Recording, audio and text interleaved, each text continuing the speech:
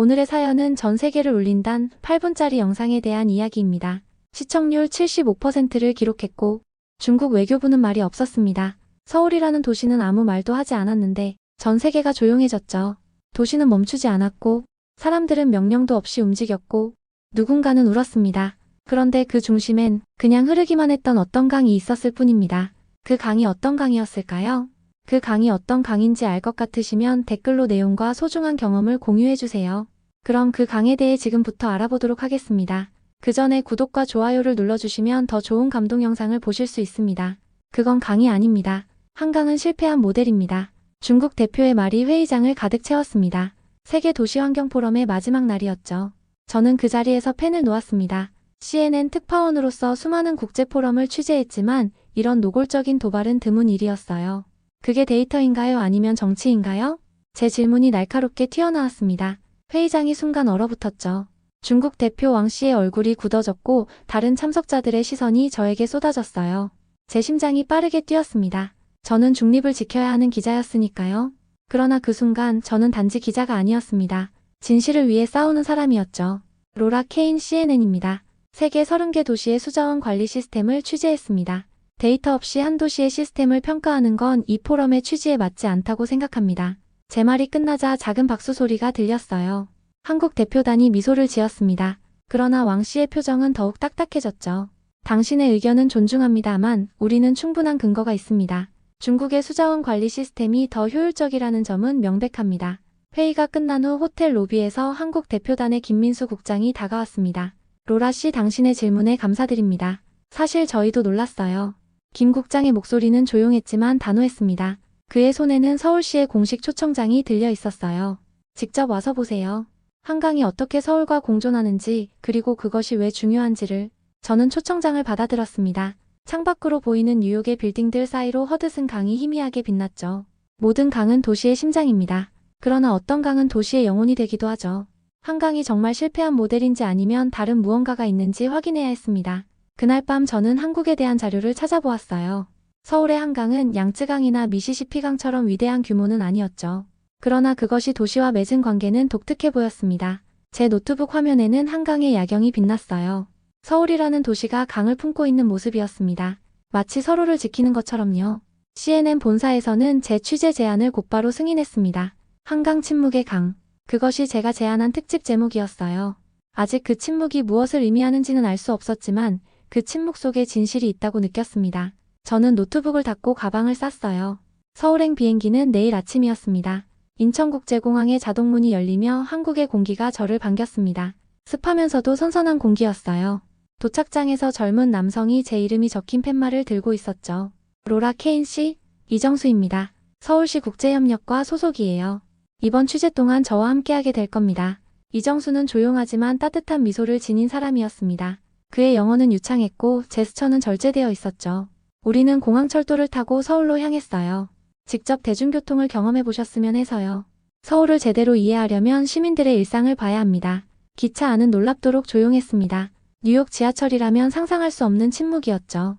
사람들은 각자의 공간을 존중하며 조용히 앉아 있었어요. 어떤 이들은 책을 읽고 어떤 이들은 스마트폰을 보고 있었지만 모두가 마치 보이지 않는 규칙에 따르는 것 같았습니다. 이게 서울의 일상인가요? 제가 물었어요. 정수는 고개를 끄덕였습니다. 이건 강제된 규칙이 아닙니다. 시민들의 집단적 합의죠. 마치 물이 자연스럽게 흐르듯이요. 그의 말에 저는 깊은 인상을 받았습니다. 마치 도시 전체가 하나의 흐름을 만들어내는 것 같았어요. 우리는 여의도에 도착했죠. 이곳은 한국 정치와 금융의 심장입니다. 정수의 설명에 저는 고개를 끄덕였습니다. 높은 빌딩들과 넓은 도로, 그리고 그 가운데를 흐르는 한강이 보였어요. 우리는 짐을 호텔에 두고 바로 여의도 공원으로 향했습니다. 공원에는 3355 모인 사람들이 있었어요. 비즈니스 정장을 입은 직장인들이 도시락을 먹고 연인들이 벤치에 앉아 있었죠. 그리고 그 너머로 한강이 조용히 흐르고 있었습니다. 한강공원으로 가볼까요? 서울 시민들의 진짜 일상을 볼 수 있을 겁니다. 해가 지기 시작할 무렵 우리는 한강변을 걸었습니다. 저는 뉴욕의 센트럴파크나 런던의 하이드파크와는 다른 분위기를 느꼈어요. 이곳에는 특별한 자유로움이 있었죠. 정수가 편의점에서 컵라면 2개를 사왔습니다. 한강변 벤치에 앉아 뜨거운 라면을 먹으며 우리는 이야기를 나눴어요. 강바람이 부드럽게 불어왔고 도시의 불빛이 강물에 반사되어 춤을 추었습니다. 서울 사람들은 항상 이렇게 강과 함께 생활하나요? 제가 물었어요. 네, 한강은 우리의 일부입니다. 우리는 강을 통제하려 하지 않고 함께 살아가는 법을 배웠죠. 밤이 깊어갈수록 더 많은 사람들이 한강변으로 모여들었습니다. 그들은 소리 지르거나 떠들지 않았어요. 그저 조용히 강과 함께 시간을 보내고 있었죠. 저는 그 순간 이상한 감정을 느꼈습니다. 나는 지금 이 도시에 초대받은 기분이다. 제 말에 정수는 미소를 지었어요. 로라 씨, 서울은 말이 없습니다. 그래서 더 많은 것을 듣게 되죠. 그날 밤 호텔 창문으로 한강을 바라보며 저는 생각했습니다. 이 강은 정말 도시와 대화하고 있는 걸까요? 그리고 그 대화에 저도 초대받은 걸까요? 대답을 찾기 위해 저는 노트북을 열고 첫 번째 취재 일정을 확인했습니다. 다음 날 아침 저는 한강 수문관리 시스템을 취재하기로 했습니다. 정수는 저를 잠실 수중보로 안내했어요. 이곳은 한강의 수위를 조절하는 중요한 시설이었죠. 서울은 매년 장마철을 겪습니다. 그러나 최근 20년간 심각한 홍수 피해는 없었어요. 수문 관리자의 설명을 들으며 저는 메모를 적었습니다. 그때였어요.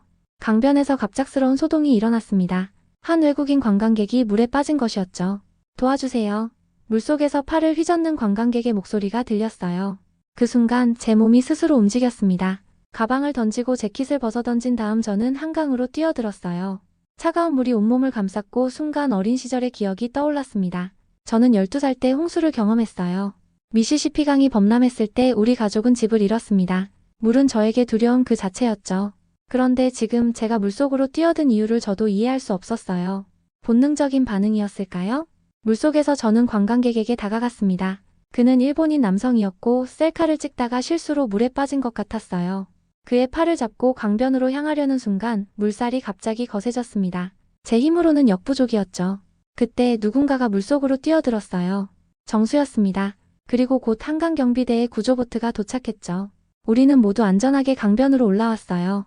젖은 옷에 몸이 떨렸지만 마음은 이상하게 편안했습니다. 괜찮으세요? 정수가 담요를 건네며 물었어요. 네, 그냥 본능적으로 뛰어들었어요. 매우 용감하셨습니다. 한강경비대원이 말했어요. 하지만 위험한 행동이었습니다. 구조된 일본인 관광객이 고개를 깊이 숙이며 감사 인사를 했습니다. 그의 눈에는 진심 어린 감사함이 담겨 있었어요. 저는 그때 깨달았습니다. 물은 때로 생명을 위협하지만 또 다른 면도 있다는 것을요. 그 물이 이번엔 누군가를 살리게 만들었어요. 제 말에 정수가 고개를 끄덕였습니다. 한강은 때로 위험하기도 하지만 우리는 그것을 두려워하지 않습니다. 존중하고 함께 살아가는 법을 배운 거죠. 그날 오후 호텔로 돌아와 샤워를 하는 동안 저는 계속 그 순간을 떠올렸어요.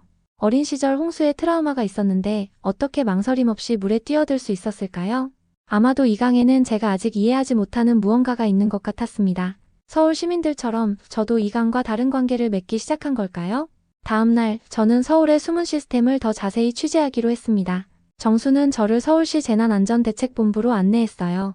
그곳에서 저는 장마철 대비 시스템에 대한 브리핑을 받았죠. 서울의 홍수 통제 시스템은 기술만으로 이루어진 것이 아닙니다. 시민들의 참여와 훈련이 핵심입니다. 책임자의 설명을 들으며 저는 2년 전 중국 양쯔강 유역의 홍수를 취재했던 기억이 떠올랐어요. 당시 현지 정부는 최첨단 댐과 수문 시스템을 자랑했지만 실제 홍수가 닥쳤을 때는 혼란스러웠습니다. 사람들은 명령을 따르지 않았고 통제 시스템은 제대로 작동하지 않았죠. 어떻게 시민들의 협조를 얻나요? 제가 물었습니다. 신뢰입니다. 우리는 시민들에게 정확한 정보를 제공하고 그들이 스스로 판단할 수 있도록 합니다. 강제하지 않죠. 그날 오후 우리는 한강 범람 시 대피훈련이 진행되는 현장을 방문했어요. 놀랍게도 그곳에는 확성기나 강력한 지시가 없었습니다. 대신 조용한 메시지와 명확한 안내판만 있었죠. 시민들은 질서 있게 대피 경로를 따라 움직였습니다. 왜 이렇게 조용한가요? 제가 정수에게 물었어요. 공포와 혼란은 더 큰 재난을 부릅니다. 우리는 조용히 그러나 확실하게 움직이는 법을 배웠습니다. 마치 강물처럼요. 그의 말에 저는 깊은 생각에 잠겼습니다. 서울은 기술이 아닌 사람을 믿는 인프라를 구축한 것 같았어요. 그것은 제가 지금까지 본 어떤 도시와도 달랐죠. 저녁에 호텔방으로 돌아와 노트북을 펼치고 메모를 정리했습니다. 화면에는 양쯔강 취재 당시의 사진들과 서울의 한강 사진들이 나란히 있었어요. 두 강은 외형적으로는 비슷했지만 그 본질은 완전히 달랐습니다. 양쯔강은 사람을 몰랐고 한강은 사람을 품었다. 제가 적은 메모를 보며 생각했습니다. 제가 지금까지 취재한 많은 도시들에서 강은 통제의 대상이었어요. 그러나 서울에서 한강은 동반자 같았죠. 이것이 중국 대표가 이해하지 못했던 점이 아닐까요? 창밖으로 한강의 야경이 보였습니다. 강을 따라 이어진 산책로에는 여전히 사람들이 있었어요. 그들은 강과 대화하고 있는 것처럼 보였습니다. 조용하게 그러나 깊이 있게. 저는 침대에 누워 오늘 본 것들을 곰곰이 생각했어요. 서울의 수문 시스템은 기술적으로는 다른 도시들보다 특별할 것이 없었습니다.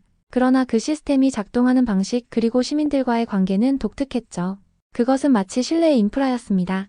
다음 날 저는 한강변에서 하루를 보내기로 했습니다. 정수는 저를 반포한강공원으로 안내했어요. 그곳에서 저는 다양한 시민들을 만나 이야기를 나눴죠. 아침 일찍부터 강변을 청소하는 노인들이 있었습니다. 그들은 자원봉사자였어요. 누가 시키지 않았는데도 매일 아침 강변을 돌며 쓰레기를 주웠죠. 왜 이 일을 하세요? 제가 70대로 보이는 한 노인에게 물었습니다. 한강은 우리 모두의 것이니까요. 내가 청소하면 다른 사람들도 함께 할 겁니다. 작은 실천이 큰 변화를 만들어요. 오전에는 초등학생들이 생태교육을 받는 모습을 보았습니다. 아이들은 강물의 온도를 재고 물고기의 종류를 배우고 있었어요. 그들의 눈에는 호기심과 존중이 담겨 있었죠. 이 아이들은 어릴 때부터 강과 함께 살아가는 법을 배웁니다. 교사가 설명했어요. 그들에게 한강은 책에서 배우는 대상이 아니라 함께 성장하는 친구입니다. 점심에는 직장인들이 강변에서 도시락을 먹고 있었습니다. 그들은 바쁜 일상 속에서도 잠시 한강을 바라보며 휴식을 취하고 있었어요. 저도 그들처럼 편의점 김밥으로 간단히 점심을 해결했죠. 오후에는 한 자전거 여행자와 이야기를 나눌 기회가 있었습니다. 그는 한강 자전거길을 따라 전국을 여행하고 있었어요. 강은 사람을 깨닫게 해요. 붙잡지 말고 그냥 같이 흐르세요. 그의 말이 제 마음에 깊이 새겨졌습니다. 저는 지금까지 강을 통제하거나 이용하는 대상으로만 봤던 것 같아요. 그러나 이 여행자는 강과 함께 흐르는 법을 알고 있었죠. 저녁에는 연인들이 강변을 가득 채웠습니다. 그들은 소란스럽지 않게 그저 서로의 존재와 강의 존재를 함께 느끼고 있었어요. 저는 그들 사이를 걸으며 이상한 평화를 느꼈습니다. 이 강은 흐르지 않는다. 사람들 속에 살아있었다. 제가 작은 목소리로 중얼거렸어요. 정수가 미소를 지으며 고개를 끄덕였습니다. 이제 조금 이해하시나요? 우리에게 한강은 단순한 물길이 아닙니다. 그것은 우리의 일부, 우리 도시의 영혼입니다. 그날 밤 저는 호텔 방에서 지금까지의 취재 내용을 정리했습니다. 화면에는 노인들, 아이들, 연인들의 사진이 가득했어요. 그들 모두 한강과 특별한 관계를 맺고 있었죠. 그것은 소유도 통제도 아닌 공존이었습니다. 저는 창문을 열고 한강의 밤 공기를 들이마셨어요. 그리고 생각했습니다. 이것이 제가 찾던 답일까요? 한강은 실패한 모델이 아니라 다른 방식의 성공 모델이었던 걸까요? 그리고 그 성공의 비결은 기술이나 규모가 아닌 사람과의 관계에 있던 걸까요? 취재 4일째, 저는 서울시청을 방문했습니다. 도시계획과 관련된 인터뷰를 진행하던 중 제 휴대폰이 진동했어요. CNN 본사에서 온 메시지였습니다. 로라, 지금까지의 취재 내용이 너무 감정적이야. 우리는 객관적인 보도가 필요해. 그리고 중국 측에서 반발하고 있어. 제 손이 떨렸습니다. 저는 단지 제가 본 것을 전달했을 뿐인데 그것이 이미 정치적 문제가 되어버린 것 같았어요. 정수가 제 표정을 살폈죠. 무슨 일이세요? 저는 솔직하게 상황을 설명했습니다. 제 취재 방향에 대해 본사가 우려하고 있어요. 그리고 중국 외교부가 반발하고 있다고 해요. 정수는 잠시 생각하더니 서울시장실로 저를 안내했습니다. 시장은 바쁜 일정 중에도 저희를 짧게 만나주셨어요. 케인 씨, 우리는 당신의 취재를 환영합니다. 그러나 우리는 누구도 설득하려 하지 않습니다. 당신이 본 것을 있는 그대로 전하면 됩니다. 시장의 말은 단호했습니다. 그것은 변명도 방어도 아닌 자신감이었어요. 저는 그 순간 서울이라는 도시의 본질을 더 깊이 이해하게 됐습니다. 그날 오후 저는 혼자서 한강을 따라 걸었어요. 이번에는 정수의 안내 없이 그저 한 사람으로서 강을 느끼고 싶었습니다. 강변에는 특별한 안내도 화려한 방송도 명령하는 표지판도 없었죠. 그저 조용한 강과 시민들이 있을 뿐이었어요. 한 벤치에 앉아 강을 바라보며 저는 이 도시의 침묵에 대해 생각했습니다. 서울은 자신을 정당화하거나 자랑하지 않았어요. 그저 있는 그대로의 모습을 보여줄 뿐이었죠. 그것은 제가 취재해온 어떤 도시와도 달랐습니다. 가장 조용한 도시가 나를 가장 크게 흔들다니. 제 목소리가 바람에 섞여 사라졌어요. 저는 노트북을 꺼내 지금까지의 취재 내용을 정리했습니다. 객관적인 사실만을 담으려 했지만 그 사실들이 모여 만드는 이야기는 이미 강력한 메시지를 담고 있었어요. 저는 본사에 간단한 메시지를 보냈습니다. 취재는 계속됩니다. 제가 본 것을 있는 그대로 전하겠습니다. 이것은 정치가 아닌 진실입니다. 저녁이 되자 한강 위로 노을이 내려앉았어요. 강변의 사람들은 여전히 조용했지만 그 침묵 속에는 강력한 메시지가 있었습니다. 그들은 말하지 않아도 그들의 행동이 모든 것을 증명하고 있었죠. 호텔로 돌아오는 길에 저는 생각했습니다. 진정한 강함은 소리치는 것이 아니라 침묵 속에서도 흔들리지 않는 것이 아닐까요? 서울은 말하지 않았습니다. 하지만 그 침묵이 모든 것을 말해주고 있었어요. 취재 마지막 날, 저는 지금까지 수집한 자료들을 정리했습니다. 사진, 인터뷰, 메모들이 제 노트북 화면을 가득 채웠어요. 이제 이 모든 것을 하나의 이야기로 만들어야 했죠. 정수가 호텔 로비에서 저를 기다리고 있었습니다. 마지막 날인데 특별히 보고 싶은 곳이 있으신가요? 저는 잠시 생각했어요. 네, 제가 물에 뛰어들었던 그 장소로 가고 싶어요. 우리는 다시 잠실 수중보로 향했습니다. 그날과 달리 오늘은 평화로웠어요. 강물은 조용히 흐르고 있었고 시민들은 일상을 즐기고 있었죠. 그곳에서 저는 최종 리포트를 작성하기 시작했습니다. CNN 특집 보도 한강, 침묵의 강. 저는 외국인 구조 장면부터 시작했어요. 제 트라우마를 극복하게 해준 그 순간부터요.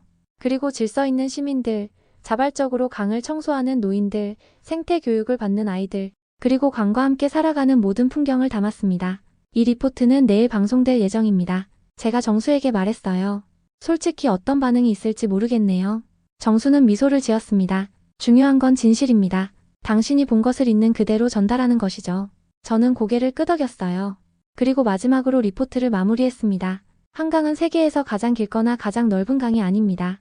그러나 이 강이 도시와 맺은 관계는 독특합니다. 서울은 강을 통제하려 하지 않았습니다. 대신 강과 함께 흐르는 법을 배웠습니다. 그것이 이 도시의 진정한 힘입니다. 다음 날 아침 제 리포트는 CNN을 통해 전 세계에 방송되었어요. 그리고 예상치 못한 반응이 쏟아졌습니다. 시청률이 75%에 달하는 소위 말하는 대박이 났습니다.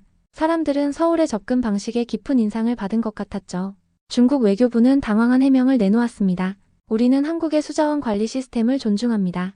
다만 다른 접근 방식이 있다는 점을 지적한 것뿐입니다. CNN 본사에서 연락이 왔어요. 로라, 당신의 리포트가 엄청난 반응을 얻고 있어. 중국의 대도시들에서도 많은 관심을 보이고 있어. 저는 한강변 벤치에 앉아 그 소식을 들었습니다.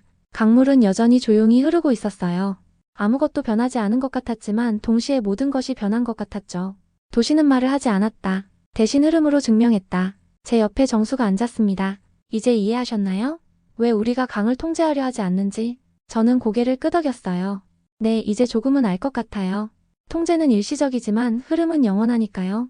그날 저녁 서울시청에서 작은 환송회가 열렸습니다. 시장은 제 리포트에 감사를 표했어요. 케인 씨, 당신은 우리가 말하지 않은 것들을 세상에 전했습니다. 진심으로 감사드립니다. 환송회가 끝나고 저는 마지막으로 한강을 바라보았습니다. 내일이면 다시 뉴욕으로 돌아가야 했어요. 그러나 이 강의 기억은 오래도록 제 마음에 남을 것 같았죠. 귀국 전날 밤 저는 반포 한강변을 혼자 걸었습니다.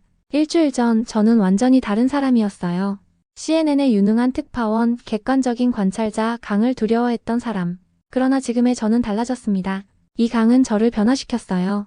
달빛이 강물 위에서 춤추는 것을 보며 저는 신발을 벗었습니다. 조심스럽게 발을 물에 담갔어요.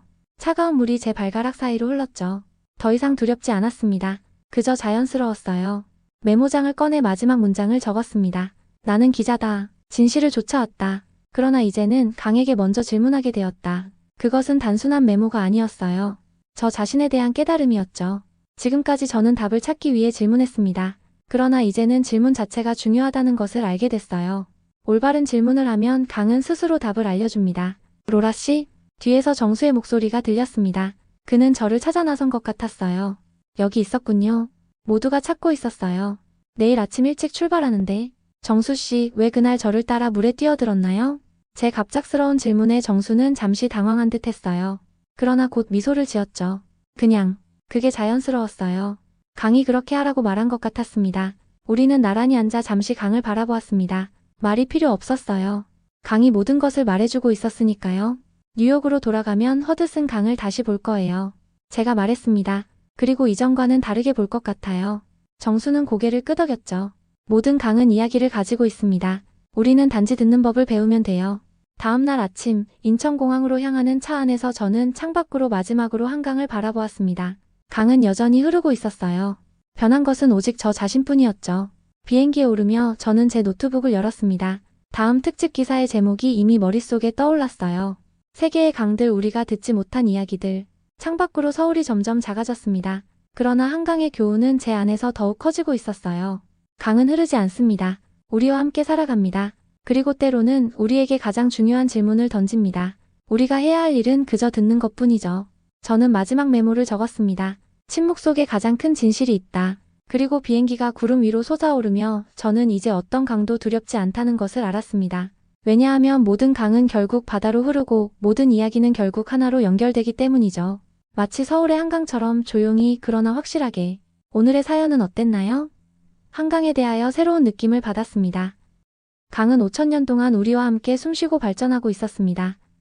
여러분도 한강에 대한 생각과 경험을 적어주시면 조금 더 한강을 이해할 수 있을 겁니다. 이것으로 오늘의 영상을 마치도록 하겠습니다. 끝으로 구독과 좋아요 설정을 해주시면 영상 제작에 큰 힘이 됩니다. 좋은 영상으로 다시 찾아뵙겠습니다. 감사합니다.